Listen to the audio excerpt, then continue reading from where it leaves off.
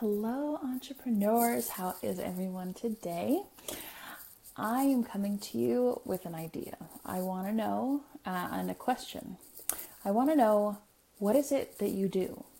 What do you do for a living? What value do you bring to the world? What value do you bring to the marketplace or to your community? And that, for some people, is a really deep question. And in a lot of cases, it is a really difficult question to answer. But believe it or not, this is a question that we actually answer and go through this exercise inside of my group coaching program. So look for that if you're interested. But we talk a lot about just, what do you do? What is it that you do? What value do you bring to the world, or do you bring to your community? And for a lot of people, that is a very, very difficult question to answer. You might know in your heart of hearts what it is that you do, but actually being able to explain it is very difficult. For instance, I was just on the call a few days ago with a brand new client of mine, and we were talking about, I opened up the forum and said, okay, tell me a little bit about yourself, your business, what do you do? And he says, and I typically don't even work with guys, mainly female entrepreneurs, but he said, he started to talk about these like brightly colored socks that got manufactured in Greece, and he lived in Greece for like 20 years, and then this and then that and some other business, and I was sitting back thinking, okay, so he makes socks and maybe he sells them at a brick and mortar. That's fine, that's cool, no judgment. And so finally I just had to stop him and say, okay, so what do you actually do? And mind you, this was about 3 minutes of him waxing philosophic about his job history. I don't need to know that. Come to find out, he is a financial advisor. He's a financial advisor online who was talking to me about brightly colored socks manufactured in Greece that has no bearing on what he does for a living now or the purposes of our phone call together. And I'm not judging him. I'm not saying he's a bad person. I'm judging the choices that he made to waste my time in the phone call and really to waste his own time. Like, he's a client of mine. He's paying me for, for his time to be with me. He's not just wasting my time. He's wasting our time together, and he's wasting his money by telling me all these unnecessary things. But it really brought to light why I teach this in our group coaching program. It really brought to light why it's so important to express what you do for a living, because for some people it's not so easy. For some people, and for some people it is, right? Like my mom or my sister, who are both nurses, you can say in just about any language in the world, you can say, I'm a nurse, and everyone knows what that is. Or give or take, everyone knows what that is. You can say, I am a doctor, I am a lawyer, I am a firefighter, I'm this and this and this and this and that. And everyone, give or take a couple, knows what that is. But when you start to get into working online, which is still, for all intents and purposes, a brand new industry, when you start to get into the technology sector, when you start to, get into these not new age, but like just younger, not quite developed, not quite like globally understood professions, people don't know what you do. Like, I'm pretty convinced that my parents have no idea what I do for a living. God love them. And that's truthfully my fault for not having explained it well enough to the point that they can understand it, or anybody else for that matter. So when I first tried to explain, what do you do for a living? Well, I kind of do marketing, but I kind of do this, but I kind of do that. And of course it changes, right? It evolves. In my video from just a couple of days ago, I talked about my story, and I talked about how I started, I have a degree in music, and then I went and worked at Walt Disney World, and then I worked as a PA for a production company, and then I was doing social media posting. So it's grown, it's evolved as I've grown, and as I've evolved, my description, my explanation of what do you do for a living, that has evolved as well. And even now, I've been doing the same thing for probably around about 4 or 5 years, and it still changes every single day.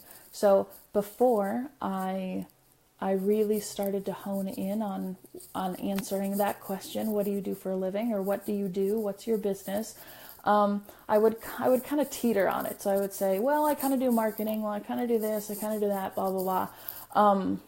And then I started to practice and work on writing it down, and work on getting narrower, and using layman's kind of terms rather than using technical jargon to explain what it is that I did.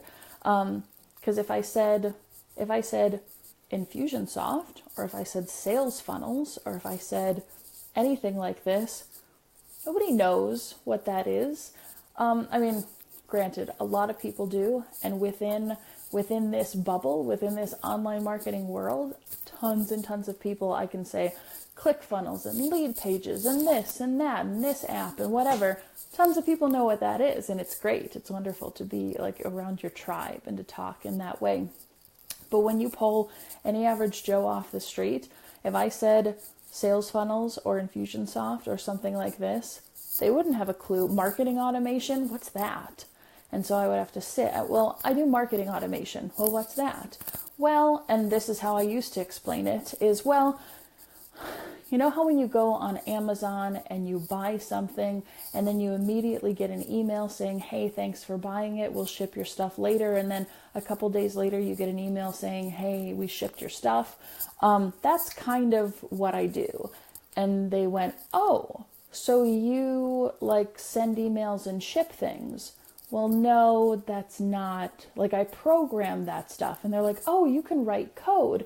Well, no, not, well, yes, I'm very dangerous with code. You don't want me to write code for you.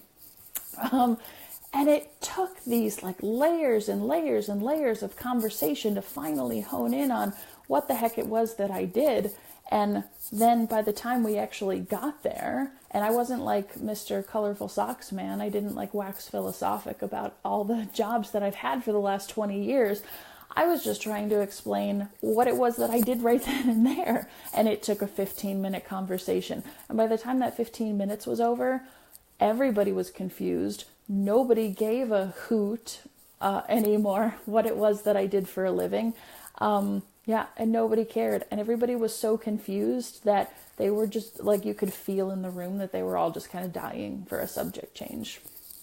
So I realized that if I wanted my answer to that question to be understood and to be impactful in any kind of way, whether it was to someone who understands technology, to someone in my family who doesn't understand and speak the same jargon and tech speak that I do, if I wanted it to be anyone off the street, or I have family in Europe who don't even speak English, how am I going to explain to them in another language what it is that I do for a living?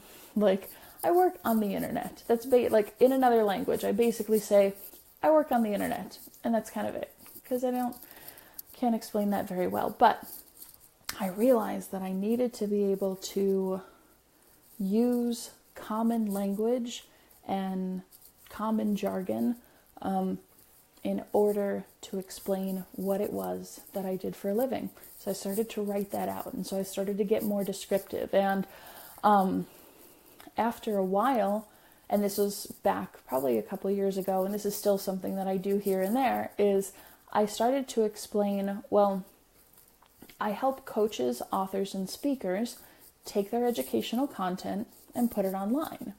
And then I changed it. I said, I help coaches, authors, and speakers take their educational content and sell it online. And so even if someone doesn't know what a membership site is, they understand what an author and what like a personal development and a business coach is. Because I got asked that question. Oh, you help like football coaches? No, I help, personal development and business coaches at the time. And after a while, excuse me.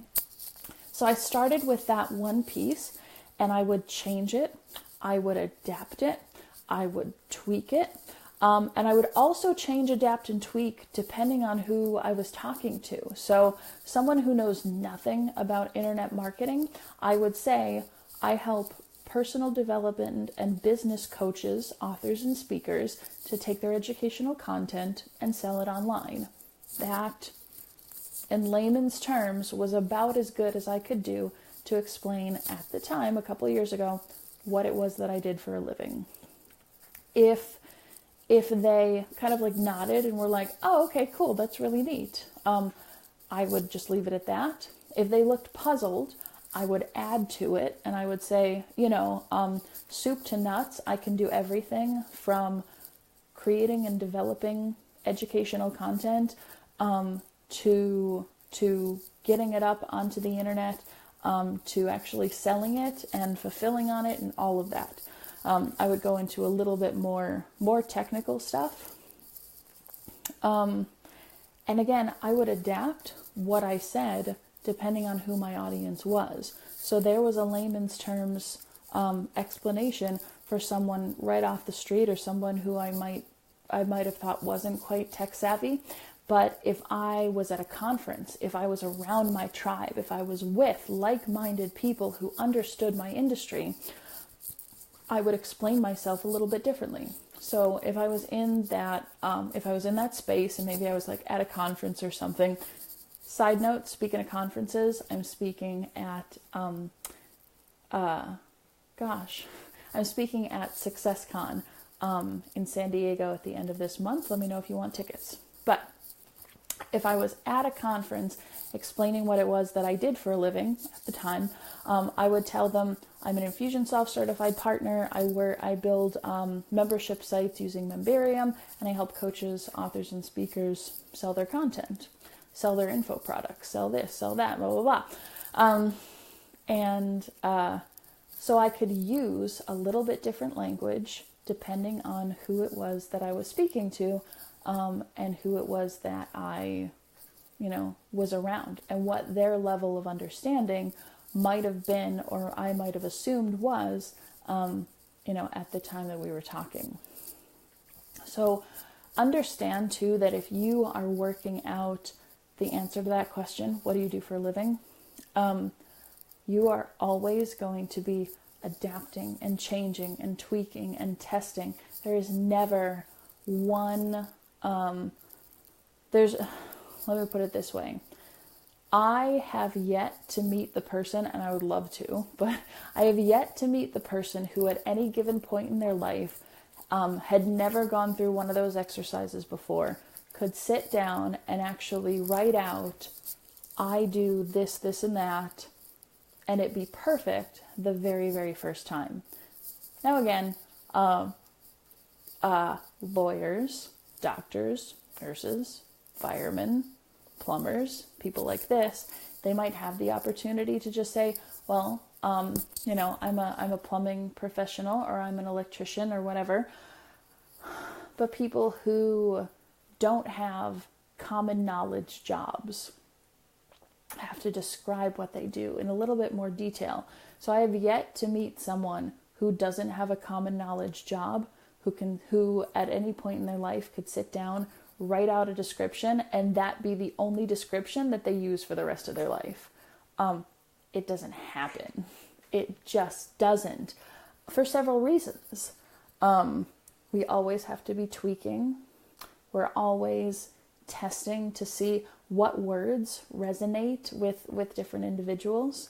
I probably tested what the thing that I just told you, I probably tested for a year just to get to that point, which even that wasn't like a perfect description, but I worked for a year on and off testing that description of what I do. So you're always tweaking, you're always testing, you're always working on it. And again, this is an exercise that we do inside of the group coaching program to get to that point where it's not going to be perfect, because it's never going to be, but we want to get you to the point where you can at least explain in some even minor detail what it is that you do for a living, and then you can take that and start to tweak those words and test, does this word or buzzword resonate with a certain audience, or does this sound better than that, or how do I take something that is maybe 20 words long and condense it down into 7 or 10 words. So we're always doing that and practicing that and rehearsing that and working that through with other people.